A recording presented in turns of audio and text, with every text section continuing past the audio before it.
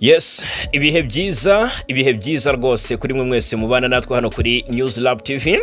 Imurerekane rw'amakuru n'ibiganiro bigiye bitandukanye tudahwema kugenda tubagezaho, ni kubivugwa, ibitangazwa ndetse n'ibikorwa, ni ku mutekano, politiki na diplomasi mu karere ka Afrika y'ibiyaga bigari. Turerebera hamwe akantu ku kandi, turebera hamwe n'ibigezweho hakurya y'inyanja ngari, turebe uko byifashe. Nyemerera rero muri iyi mpamba y'amakuru agezweho muri iki gitondo cyo kuri wa gatatu tariki 18 Werurwe 2026, ntangire nkusogongeza kubikubiye muri aya makuru, ntangire nkubwira ingingo z'ingenzi z'amakuru tuzakwibandaho muri aka kanya. FARDC yongeye gucikamo igikuba ipfusha umujenerali wayo, n'amakuru yihutirwa cyane aturuka ku mirongo y'urugamba, ndetse M23 yongeye kugaragaza ubudasa budasanzwe ku mirongo y'urugamba bijyanye nuko uyu mutwe wabashije kwigarurira uduce tw'ingenzi muri Kivu y'Amajyepfo mu kibaya cya Rusizi, hafunguwe inzira zerekeza Uvira. Turaje tubikomozeho, turebera hamwe ko situation imeze, uko coalition ya zibanzwe izerekeza aho itatekerezaga, dore ko ariyo yashoje intambara kuri M23 nkuko mu by'ukuri yari maze iminsi ibitegura. Mu by'ukuri aka kanya biravuga neza ko ibitero bagabye ahitwa Kabonambo byabakururiye ibyago bikomeye, byasize hari uduce tw'ingenzi dufashwe twegera umujyi wa Uvira. Turaje tubikomozeho. Hanyuma rero ndababwira ko amakuru ni menshi. Ikindi tubabwira nuko intambara yahinduye isura. Ingabo z'u Burundi zifatanyije n'abacancuro ziravugaho gukoresha intwaro zikomeye. Ndaje mbabwira ibice zarashemo zifashije amadrone ndetse n'intwaro zidasanzwe hasi ku butaka, ariko kandi byarangiye M23 yongeye kubivuna. Ni mu gihe mu minembwe FARDC yakashije ibitero mu midugudu ya Mikenke na Bidego. Aka kanya uko umutekano wifashe turaza kuba tubigarukaho, tubive imuzini muzingo. Leta zunze ubumwe za Amerika zongeye gutumiza Repubulika Demokarasi ya Congo n'u Rwanda ku meza y'ibiganiro, ndetse maginga rwose amakuru avuga ko rwose u Rwanda na Congo byongeye guhurira ku meza y'ibiganiro i Washington DC muri Leta zunze ubumwe za Amerika. Ndababwira intumwa z'u Rwanda zitabiriye ibi biganiro n'intumwa za Repubulika Demokarasi ya Congo, aka kanya zikaba ziri i Washington DC muri Leta zunze ubumwe za Amerika. Turanyarukira i Kinshasa, babwire ko maginga ya urukiko rwumvise ubusabe bwa General Celestin Mbala ndetse na Constantin Dimakonguba, abandi basirikare batandukanye mu gisirikare cya Congo b'amazina akomeye. Kesi yabo turaje tuyigarukeho muri aka kanya, turababwiraho 5 kuri 5. Hanyuma M23 iri kwigamba cyangwa se iri gukubita ibangura, aho mu by'ukuri icyo itarakora ari ukwigamba intsinzi, ariko imirongo y'urugamba yose M23 yapanuye. Inzira zari zarafunzwe na FARDC ziva Bukavu zerekeza Uvira, M23 yamaze kuzifungura. Aka kanya rero ndagira mbabwiza ukuri ko ibintu bikomeye muri urusange. Hanyuma ikindi nza kubabwiraho muri aya makuru, turanyarukira igoma. Hari gusohoka rezilita nyuma y'imirwano yabaye mu misozi itandukanye yunamiye umujyi wa Goma. Ni imirwano yumvikanyemo imbunda ziremereye ndetse n'izoroheje, byaturutse mu by'ukuri rero ku bitero by'ubugizi bwa nabi by'aba FDLR ndetse n'abazalendo bafatanyije na FARDC bateye baturutse muri parike y'igihugu ya Virunga, bagamije kwiba bitwaje imodoka zo gupakiramo ibyo kwiba cyangwa se ibijurano, ariko kandi M23 abo itafashe mpiri yarabishe. Reka turebera hamwe rero imibare iri gutumbagira ku bwinshi y'abishwe n'abafashwe matekwa hariya mujyi wa Goma. Muri iki kiganiro ndaza no kwakira umutaalamu wacu uri hari Goma, dusangire cyangwa se dusangize ku buhamya bw'ibiri kubera umujyi wa Goma nuko aka kanya situation imeze. Hanyuma turakomoza ku yandi makuru ari kugenda agarukwaho muri iki gitondo. Biravugwa neza ko turarebera hamwe amakuru avuga ko Rwanda yasubukuye ingendo za Kigali Kamembe. Ndababwira ko abo mu nzego z'umutekano barenga 400 basoje amahugurwa ya gisirikare. Ndabibabwiraho mu Burundi agatorwa sa ahamya ko nta mpamvu ingabo z'u Burundi zifite yo kurwana muri Repubulika ya Demokarasi ya Congo. Nabyo ndabibabwiraho 5 ku kandi. Turanyarukira hakurya y'inyanja ngari, mbabwire ko Ubudage bwanenze Amerika itagaragaza uburyo mu by'ukuri buhagarika intambara yashoje kuri Iran. Hanyuma Amerika muri iki gihugu umuyobozi ukomeye yatangaje ko adashyigikiye intambara ahita yegura. Uyu ninde yabivugiye iki? Undi muyobozi muri Iran yishwe. ibi ni ibigezweho mu ntambara ziri kubica bigacika hirya no hino ku isi. Undi muyobozi akurikiye Ayatollah Ali Khamenei, turaje tubirebera hamwe. Israel na Amerika bongeye gukora akazi kadasanzwe. Reka rero tubive mu zindi muzingo, bana natwe kuva ku munota wa mbere kugira kwa nyuma, ukande subscribe cyangwa sabone kugira ngo yongere umuryango mugari w'abadahwema kubana natwe, unkandire like tubone ko bikunda, utange igitekerezo cyangwa se comment n'udutima muri comment, izina ryawe naho uherereye nkajya ngusuhuza cyane, hanyuma ariko ukanasangiza abandi aya makuru naho ngaho hasi ku gaheto cyangwa se kuri share, ugahereza bari muri group ya WhatsApp ubarizwamo, uti nyabuneka umvuko bibyutse byifashe hirya no hino mu karere ndetse no kwisi muri rusange. Iyi ni News Lab TV, nge ndifa gika inamara, bibutsa ko aya ari nayo mahitamo yanyu meza. Munyemerere tudatinze duhere ku makuru y'imirwano yavuzwe muri Kivu y'Amajyepfo n'uburyo ibintu byaje kurangira. Igisirikare cya M23 cyongeye kwandika amateka akomeye cyane ku mirongo y'urugamba, amateka bigaragazwa neza ko atazasibangana. Ni imirwano yasize M23 yongeye kwicuma yigera imbere yerekeza mu bice bya Uvira, dore ko mu gihe kuri FARDC kugaba ibitero kuri M23 mu misozi ya Kabunambo byayibyariye amazi nk'ibisusa cyangwa se byayikururiye ibyago bidasanzwe. Biravugwa neza ko M23 mu buryo budasubirwaho yongeye gusatira uyu mujyi wa Uvira, ndetse ngo ari n'icyemezo n'itegeko rya General Sultan Makenga rihamya ko Uvira igomba kuba Tombee vuba, kubera ko imiborogo n'amarira by'abatuyeyo biri kumvikana ku ruhande rw'intare za Sarambwe zishinzwe kubatabara n'amadubu yo muri MRDP twirwaneho bifatanyije.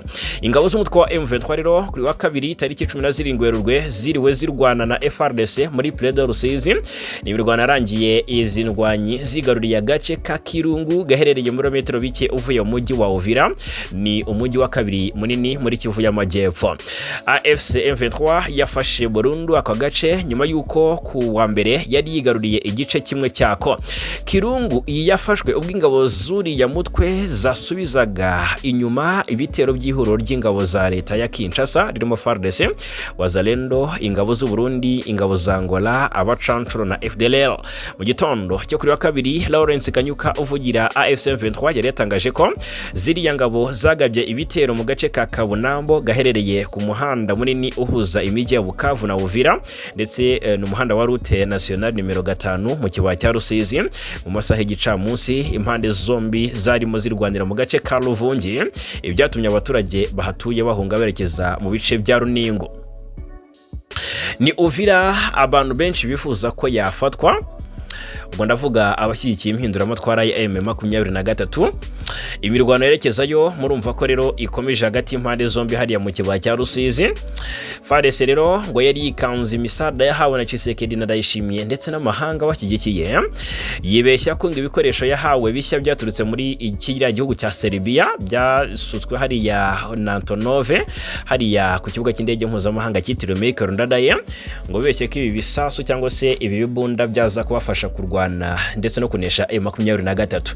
Bikavugwa neza ko imbunda ziremereye ndetse zamurutse zakoreshwaga n'abarundi muri uru rugamba, ariko bikaba byaje kurangira n'ubundi M23 yivunnye umwanzi nk'uko amakuru abigaragaza. Ubwo ni amakuru aturuka imbere ku mirongo y'urugamba. N'urugamba amakuru angaragariza ko rwaje rukurikiye icyemezo FARDC jondi yari yafashe, ivuga ko rwose nta kabuza igomba gufunga umuhanda Bukavu Uvira mu rwego rwo kubuza urujya n'uruza rwabo bita intumwa ngo za M23 zavaga mu matwari ya M23 hariya Bukavu zerekeza mu bice bya Uvira gutata uko igisirikare cya Congo gipanze muri uriya mujyi. Ubwo rero bafunze umuhanda Bukavu Uvira. Aka kanya rero bikavugwa neza ko impamvu nyamukuru yatumye FARDC igaba ibitero mu bice bya Kabunambo ku ruhande rwa M23 ngo bifuzaga kuyisunika bayigize nyuma kugira ngo idakomeza kugenda mu by'ukuri yugariza cyangwa se cyugaza ku mujyi wa Uvira, dore ko bari bamaze kumenya amakuru yuko M23 nayo ifite umugambi mubisha wo kwigarurira uriya mujyi wa Uvira, umwe mu mijyi ingenzi cyane muri Kivu y'Amajyepfo. Ubwo rero murabyumva neza ko rugamba rwaramagasa rwanasize igisirikare cya Congo k'amakuru abishimangira gipfushije General Kabaya wa FARDC. Uyu rero akabazwi cyane mu bice bya Mwenga, uyishwe na twirwano M23 nyuma yo kubacanaho umuriro ku munsi w'ejo hariya Kabunambo. Bikavuga ko yanapfanye n'abasirikare bagera kuri 25. General Kabaya abapfanye nawe harimo abarundi 6 nk'uko amakuru abishimangira. Imisozi ya Kabunambo abaturage bumvikanye cyangwa se bagaragaye bahunga urugamba bituma bazamuka za Sanje, ariko naho ntibagumyeho cyane kuko berekeje mu bice za Kanyunda. Bikavuga ko hari n'abakoze urugendo rurerure berekeza mu bice bya Nyakabere, ni hafi ya hari amatwari ya M23 mu bice bya Mutarure na Ruberizi, Bwegera na za Ruvungi, Rubarika, aho hose ni muri teritwari ya Uvira, ni muri Kivu y'Amajyepfo. M23 rero gahunda yo kwerekeza Uvira ngo Makenga yamaze gutanga itegeko ko bitinde bitebuke bagomba kubikora, ndetse ko nta kindi bagomba guharanira. Bikavugwa neza ko rero niba aka gace Karuningu kamaze kwinjiramo abarwanyi ba M23, koalisiyo zabundabundaga mu bice bya Kiriba ngo zahunze zigaruka ahitwa Kawizi. Bikavugwa neza ko mu by'ukuri naho ubwo bari bwose mu baturage ko imirwano ishobora kuza guca ibintu, ariko kandi abari Uvira bakabifuza ko byakomeza gutyo kugira ngo M23 yongere iseruke mu marembo ya Kala yinjire Kavimvira, bayivugiriza impundu kuko bifuza ko ariyo ibarindira umutekano muri biriya bice. Turakomeza kubakurikiranira rero akantu kandi ku makuru ari kuvugwa hariya muri Kivu y'Amajyepfo kuri iyi mirwano ishobora gutuma M23 yongera kwigarurira umujyi w'ingenzi cyane wa Uvira muri Kivu y'Amajyepfo. Na n'ubu rero situation iracyagoranye cyane hagati y'impande zombi. Imirwano si muri kiriya kiba cya Rusizi gusa yavuzwe, ahubwo no mu bice bya Minembwe ahaho nibyizwe imirwano, ahubwo ni ibitero bitarobanura byongeye kugabwa n'igisirikare cya Congo na koalisiyo yose muri rusange. Birumvikana igisirikare cya Congo rero kuri wa kabiri tariki 17 Werurwe ngo cyakajije ibitero ku nyeshyamba zatwirwaneho mu misozi miremire ya Minembwe muri teritwari ya Fizi, ni muri Kivu y'Amajyepfo. Ibi bitero rero bikaba bikoreshwamo ngo drone zidasanzwe ngo byibasiye imidugudu ya Mikenke ndetse na Bidego. AFC M23 yasohoye itangazo ishinja leta n'abafatanyabikorwa bayo barimo ingabo z'u Burundi n'imitwe ya Wazalendo gutera amabombe mu bice bituwe cyane, bakomeza kurenga kwihagarikwa ry'imirwano. Mu ijoro ryo ku itariki 16 rishyira 17 Werurwe 2026 ihuriro ry'ingabo z'ubutegetsi bwa Kinshasa zirimo FDNB, FDLR, abacancuro n'imitwe ya Wazalendo nibo bagabye biriya bitero bya bombe hakoreshejwe drone z'ubwiyahuzi byibasiye ibice bituwe cyane bya Mikenge ndetse na Bidegu no mu nkengero zaho mu Minembwe. Kuri rero maginga ya ibitero by'ubugizi bwa nabi byakomeje nta kuruhuka, bwarinze bwira rwose hacyumvikana ibibombe mu Minembwe. Ibi rero ni bimwe mu biri gutangazwa n'abari hariya muri biriya bice. Na Lawrence Kanyuku bwe umuvugizi wa M23 mu bya politiki yabigarutseho, yongeyeho ko AFC M23 itanga abagabo ku banyagihugu n'abanyamahanga kuri ibitero bikomeje kugabwa n'ubutegetsi bwa Kinshasa bukomeje kwibasira aba civile butagira kirengera cyangwa se batagira kirengera mu bice bituwe cyane, harimo n'igitero giherutse kugabwa Igoma ku itariki 11 Werurwe 2026. Hanyuma tukivuga ku bitero by'Igoma byo ku itariki 11 nyuma yaho gato, ubwo ibyo byo ni ibitero twakwibukiranya ko byagabwe hariya muri quartier Himbi bigamije guhitana abayobozi ba M23 barimo General Sultani Makenga, barimo Corneille Nanga, Freddy Kaniki, Bertrand Bisimwa n'abandi bayobozi. Ariko kandi intego nyamukuru ikaba nanone Joseph Kabila Kabange bari bamaze kumenya amakuru y'ubutasi yuko yari yaraye muri imwe mu mazu y'umugore we Olive Lembe ibarizwa hariya. Ni ibitero rero byaje birasa bitarobanura, ariko byahitanye umufaransa akazi wakoreraga UNICEF Karine Guse. Rero bikaba bimaze iminsi binavugwa ko Kinshasa yatangiye gukorwaho iperereza ngo hamenyekane icyishe inyuma y'ibi bitero. Aha rero Igoma nyuma gato havuzwe inkuru y'urugamba rwaramagasa hagati ya M23 ndetse n'abacengezi ba Wazalendo na FDLR bateye baturutse muri parike ya Virunga batera mu mujyi wa Goma bateza umutekano muke. Hanyuma rero ni mu ijoro ryo ku itariki 15 rishyira ku ya 16 Werurwe, ni mu nkengero rero z'umujyi wa Goma bice birimo Mugunga ahitwa Seserika muri Keshero ndetse na quartier Ndosho, niho humvikanye urusaku rw'amasasu rwamaze hafi amasaha 2. Rero ntabwo nje ngo tugaruke kuri iyi nkuru ku buryo burambuye cyangwa se ko tuyitindeho kuko twayivuzeho, ahubwo byavugaga ko mu by'ukuri biravugwa ko aka kanya abagera kuri 17 nibo byamenyekanye ko ari bo biciwe muri iyi mirwano. Hanyuma bikavugwa neza ko rero aba bari baje bateye baturutse muri Virunga baje kwiba.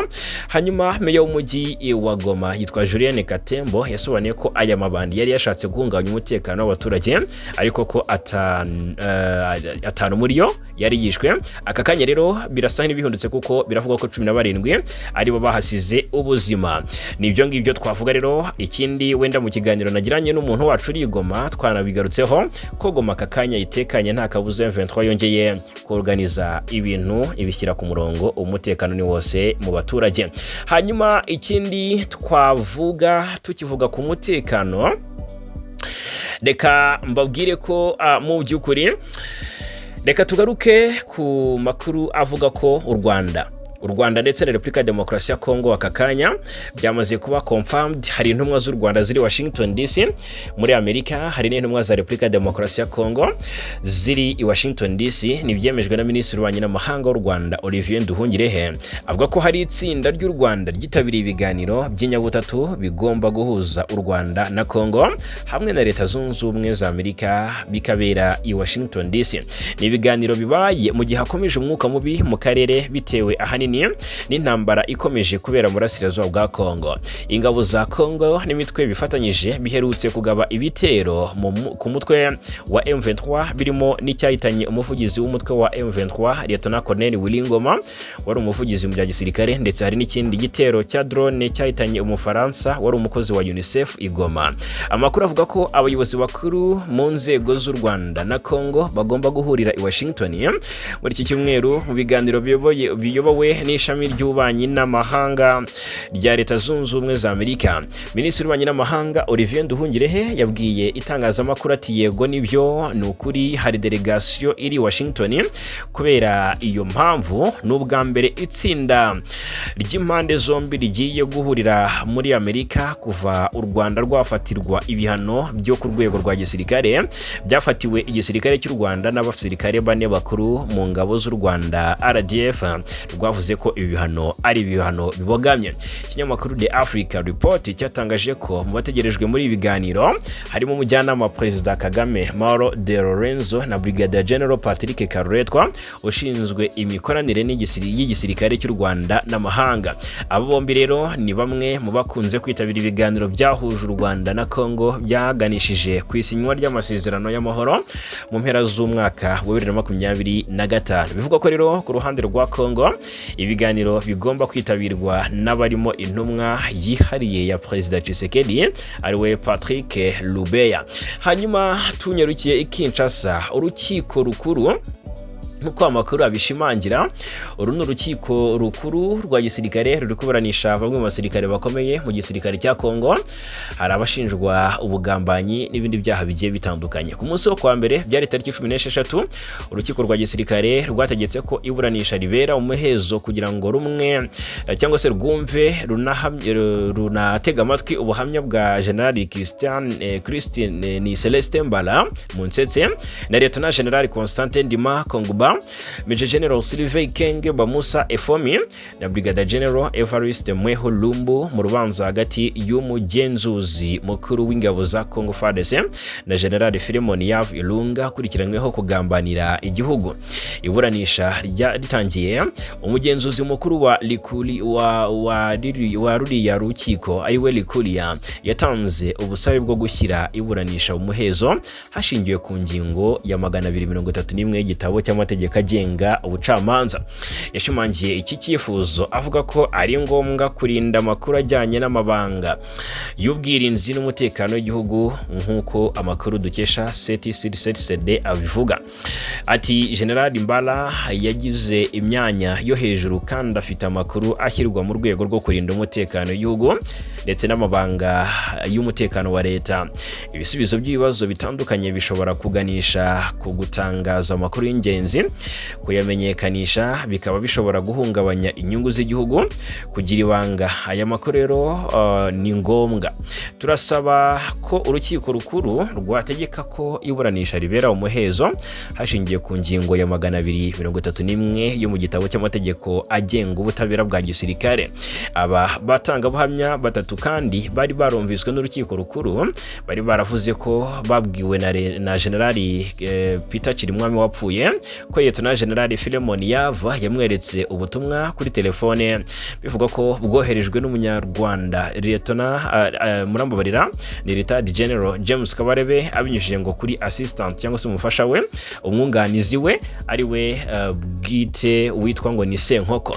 Hanyuma umwunganizi cyangwa se ubwunganizi ariko bwasabye ko ngo bongera kumvwa, bwemeza ko bafite ibibazo byiyongera cyangwa se by'inyongera byo kubabaza. Hanyuma abunganizi ba General Yav bavuga ko iri ryari itsinda ry'abantu ngo babarakare bafite umugambi mubisha ku gihugu, bafite umugambi mubisha ku mukiriya wabo.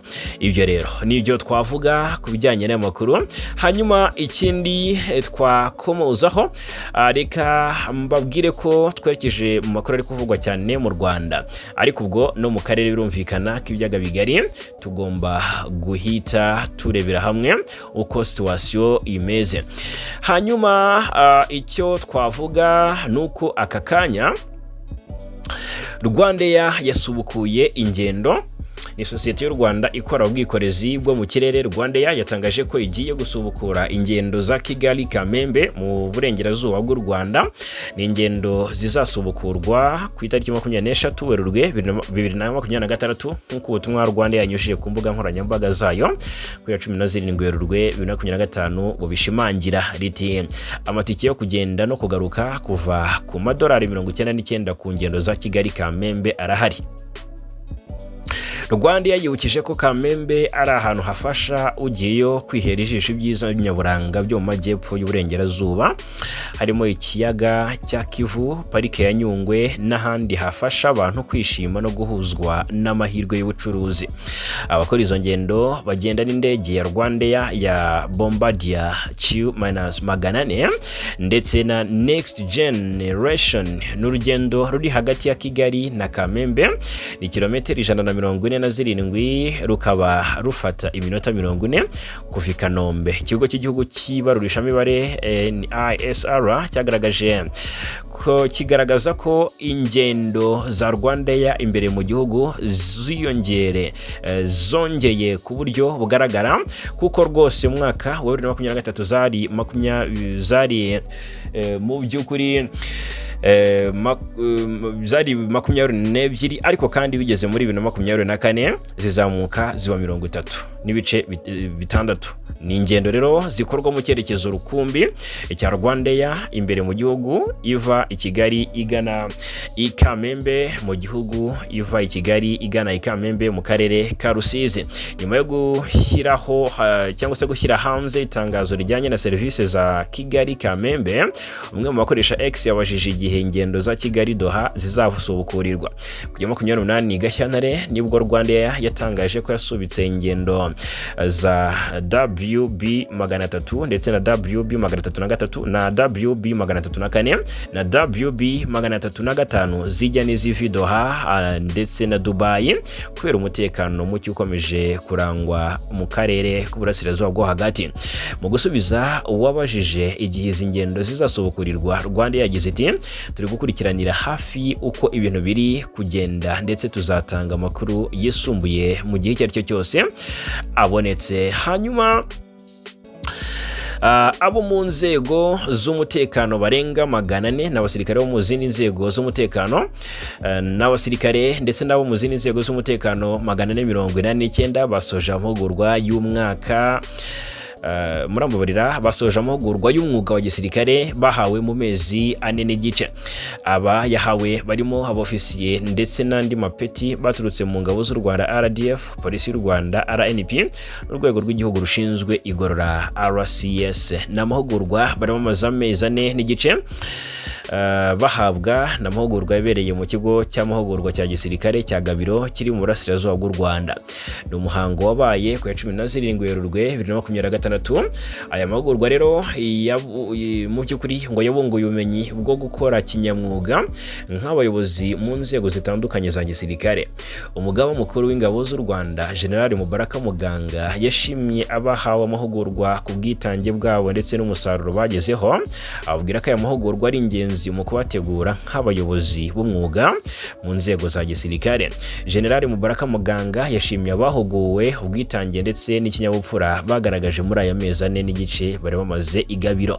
Umugaba mukuru w'ingabo z'u Rwanda kandi yagaragaje ko inararibonye bahawe ari ingenzi muri ibi bihe isi yugarijwe n'ibibazo by'umutekano. Asaba basoje amahugurwa gushyira mu ngiro ibyo bigishijwe mu mirimo yabo ya buri munsi. Aya mahugurwa yibanze ku guteza imbere ubumenyi mu bya gisirikare, imitekerereze yagutse, ubuyobozi n'ubundi bumenyi bubafasha kuba abanyamwuga mu gisirikare ndetse no kubategurira guhangana n'ibibazo bishobora kuzavuka mu minsi iri imbere. Hanyuma mu gihugu cy'abaturanyi cy'u Burundi ndaje mite nerekezayo, ariko ubwo reka mbanze mu gihugu cya Uganda babwira uburyo amafaranga afitanye isano n'umutwe wa M23 yakozeho umuyobozi ukomeye wa Karere ka Entebbe hariya muri Uganda. Ngo twinjiye tayari makuru agezweho mu karere k'ibiyaga bigari, turahita tunerekeza hakurya y'inyanja ngari turebera hamwe uko situation imeze. Ubwo rero mu gihugu cya Uganda umuyobozi wa Entebbe agira cyahabwa ibihano azira ko ngo hari amafaranga yamuhamye cyangwa yara yigaramye biranga biramuhama, ariko ngo ari amafaranga afitanye isano n'umutwe wa M23. Urukiko rw'ubucuruzi rero muri Uganda nibwo rwatangaje ko rwatesheje agaciro ikirego cyari cyatanzwe na meya w'umujyi wa Entebbe Fabrice Brad Rulinda yaregagamo banki ya Stanbic Uganda ku bijyanye n'amafaranga agana n'ibihumbi 73,262 asaga miliyoni 104 z'amafaranga y'u Rwanda. Mu mwanzuro wasomwe kuwa mbere mu buryo bw'ikoranabuhanga, umucamanza Stephen Mubiru yavuze ko iki kirego kidashobora kwemerwa bitewe n'uko ayo mafaranga yari afitanye isano n'ibikorwa binyuranyije n'amategeko. Inyandiko z'urukiko zigaragaza ko Rulinda yari afite konti y'amadolari kuri Stanbic Bank ishami rya Bugolobi ku ya 10 Kanama 2017. Sosiyete yitwa Green Global Corporation yohereje 422 n'amadolari 957 ikurikirwa n'andi 73,262 ku ya 11 Kanama 2017. Nyuma banki yasubije amafaranga ya kabiri ku wayohereje. Ibintu Rulinda yavuze ko byakozwe nta burenganzira yatanze, bityo arega banki ayishinja kutubahiriza amasezerano. Banki rero yasobanuye ko ayo mafaranga yarateye amakenga, inayimenyesha ikigo gishinzwe gukurikirana imikoreshereze y'imari FIA nyuma y'uko Rulinda atatanze ibisobanuro bihagije ku nkomoko yayo. Rero urukiko rwasanze Rulinda yaratanze ibisobanuro bitandukanye kandi bitumvikana kuko inkomoko y'ayo mafaranga ngo hari ibimenyetso bikomeye by'uko ayo mafaranga afitanye isano n'umutwe wa M23 ukorera mu burasirazuba bwa Repubulika Iharanira Demokarasi ya Congo. Umucamanza rero akavuga ko nubwo banki yakoze amakosa yo gusubiza amafaranga itabanje kubanza kubona icyemezo cy'urukiko, amasezerano yarashingiye ku bikorwa bitemewe n'amategeko, bityo nta gaciro yagombaga guhabwa. Hanyuma ikindi twagarukaho, reka twerekeze mu gihugu cy'abaturanyi cy'u Burundi. Murabizi ko Burundi buri mu ntambara mu burasirazuba bwa Repubulika Iharanira Demokarasi ya Congo. Ngira ngo murabizi ko kandi ari igihugu cyakomeje gufasha abasirikare benshi bagwa ku mirongo y'urugamba bahanganye mu ntwa M23. Umunyepolitiki Agathon Rwasa, uyu ntavuga rumwe n'ubutegetsi bw'u Burundi, yatangaje ko nta mpamvu yakabaye ituma ingabo z'igihugu cyabo zikomeza kurwanira muri iyi ntambara ibera mu burasirazuba bwa Congo. Mu kiganiro n'umuyoboro Agasaro Kaburaga, Rwasa wahoze ari umuyobozi w'ishyaka CNL ryari ku mwanya wa kabiri mu mashyaka akomeye mu Burundi, yagaragaje ko kohereza abasirikare muri Congo biri mu nyungu za CNDD FDD n'abayobozi bayo, ubwo ni ishyaka riri ku butegetsi nyine. Ati nge ntekereza ko ukwinjira ku Burundi mu ntambara ya Congo biri mu nyungu z'ishyaka riri ku butegetsi n'abategetsi, ntabwo biri mu nyungu z'u Burundi. Uyu munyapolitiki yasobanuye ko niba koko ingabo z'u Burundi zaragiye gutabara Congo, uzagombaga kugenda zambaye impuzankano yazo aho kwambara iz'abanyekongo nk'aho ibikorwa zarimo binyuranyije n'amategeko. Ati mu by'ukuri rero nta nyungu Burundi tubifitemo, kuko nta cyabujije intambara kurushaho gukomera kugeza naho yegera imipaka y'u Burundi ivuye ruguru muri Kivu y'Amajyaruguru, kure cyane y'u Burundi. Leta y'u Burundi rero mu by'ukuri ingabo z'u Burundi nk'uko bigaragara ziri kurwana n'ubu ngubu muri Kivu y'Amajyepfo mu bice bya Uvira. Leta y'u Burundi isobanura ko yohereje ingabo kugira ngo zirwanye imitwe yitwaje intwaro yirwanya kandi ikorera mu ntara ya Kivu y'Amajyepfo nka Red Tabara na Forebu, utibagiwe na FNL. Agatorwa rero akavuga ko ibyo ari urwitwazo kuko ingabo z'u Burundi ngo ziba zaragiye kurwanya, ngiyo ziba zaragiye kurwanya iyi mitwe koko ntacyo zari kujya gukora muri Kivu y'Amajyaruguru. Atese mu by'ukuri hari icyo twari kujya gukora muri Kivu y'Amajyaruguru niba twari tugiye kurwanya iyi mitwe irwanya ubutegetsi bw'u Burundi? Ni ikibazo rero yabazaga. Hanyuma reka mbabwire ko ambasade ya Amerika i Baghdad yagabweho igitero. Ubwo twambutse hakurya y'inyanja ngari tayari twihuta, ibintu byakomeje gukomerana cyane Perezida Trump. Amakuru agaragaza ko i Baghdad byibuza abantu 4 nibo baguye mu gitero cyo mu kirere cyagabwe ku nyubako yakoreshwaga n'umutwe w'igisirikare ushyigikiwe na Irani, mu gihe ibitero by'indege zitagira abadereva byibasiye ambasade ya Amerika. Igitero cyahitanye abantu mu karere ka Jadriya muri Baghdad cyakurikiye urusaku rw'igisasu rwumvikanye hafi y'igipangu cya ambasade ya Amerika mu gace karinzwe cyane i Baghdad ka Green Zone. Hanyuma amashusho n'amafoto byagenzuwe na AI Al Jazeera byerekana umuriro n'umwotsi uzamuka uva aho ambasade ya Amerika iherereye, mu gihe andi mashusho yerekana ubwirinzi bw'ibitero byo mu kirere busama indege zitagira abaderevu nyinshi mu kirere hafi ya ambasade. Nk'uko ibiro ntaramakuru by'Abongereza Reuters bibitangaza ngo ubwirinzi bwa CRM bwa ambasade bwarashe cyangwa se ngo bwarashe byibura drone ebyiri mu gitondo cyo kuri wa kabiri ku munsi w'ejo, mu gihe iya gatatu yagonze imbere mu gipangu. Umutangabuhamya akavuga ko umuriro n'umwotsi byagaragaye muri ako gace bizamuka biva imbere mu gipangu cya ambasade. Yes, hanyuma rero ibitero biri mu rwego rw'ubwiyongere bw'ibitero hagati y'ingabo za Amerika n'imitwe yitwaje intwaro yo muri Iraq ishyigikiwe na Tehran, mu gihe intambara cyangwa se mu gihe cy'intambara ikomeje Amerika na Israel kuri Iran. Nk'uko ibiro ntaramakuru Reuters bitangaza ngo igitero gikomeye cya hano i Jadriya muri Baghdad kibasiye cyane inzu yakoreshwaga nk'icyicaro gikuru cy'umutwe ushyigikiwe na Iran witwa Popular Mobilization Forces cyangwa se PMF. Hanyuma ubwo tukiri hakurya y'inyanja ngari, Ubudage bwanenze Amerika itagaragaza uburyo buhagarika intambara yashoye kuri Iran, dore ko bavuga ko ibiganiro bigomba kuba hagati impande zombi ngo zihoshe intambara, ariko Perezida Trump akaba yarabiteye utwatsi avuga ati ntabwo ibyo biganiro bindeba. Hanyuma ariko ibi by'iyi ntambara biragawa n'abatari bake, harimo umuyobozi w'urwego rwa Leta Zunze Ubumwe za Amerika rushinzwe kurwanya iterabwoba ni NCTC yitwa Joan Kenti, yatangaje ko adashyigikiye intambara igihugu cye cyashoje kuri Iran, anahita yegura. Ku yero wa 17 Werurwe, Kenti yagaragaje ko nubwo Perezida Trump yafashe icyemezo cyo gushoza intambara kuri Iran, ngo kigaragaza ko Tehran yari ifite umugambi wo guhungabanya umutekano w'abanyamerika. Kenti asobanura ko bigaragara ko Amerika yatangije intambara ibishingiye ku busabe bwa Israel n'abanyamerika bakorana nayo bafite imbaraga zo kumvisha umukuru w'igihugu ko cyari icyemezo gikwiye. Ati nshigikiye ku mutima nshingiye ku mutimanama ntabwo nshyigikiye intambara yo muri Iran. Iran ntiyari iteje ikibazo cya vuba ku gihugu cyacu, kandi bigaragara ko iyi ntambara yatewe n'igitutu cya Israel n'abahuza b'abanyembaraga b'abanyamerika. Hanyuma Amerika na Israel byafatanyije muri iyi ntambara yo kurwanya Iran kuva tariki 28 Gashyantare binyuze mu bikorwa bya gisirikare byiswe Operation Epic Foray ndetse na Operation Roaring Lion.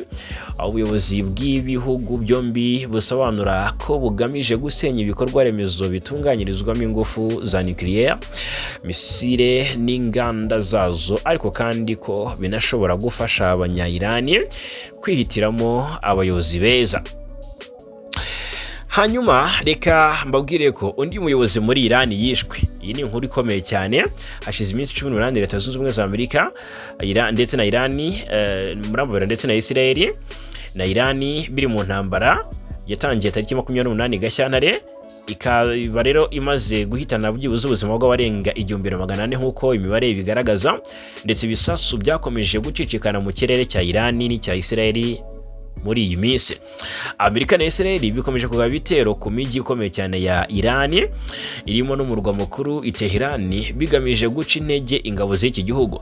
Mu kwihimura, Iran nayo yagabye ibitero bya drone birimo n'icyagabwe ku gace karimo mu gace karimo inganda zitunganya ibikomoka kuri petrol muri Fujairah muri Leta Zunze Ubumwe z'Abarabu, cyateje inkongi y'umuriro. Kugeza ubu rero abarenga 1444 barapfuye ndetse n'abasirikare b'Amerika barenga 200 barakomeretse.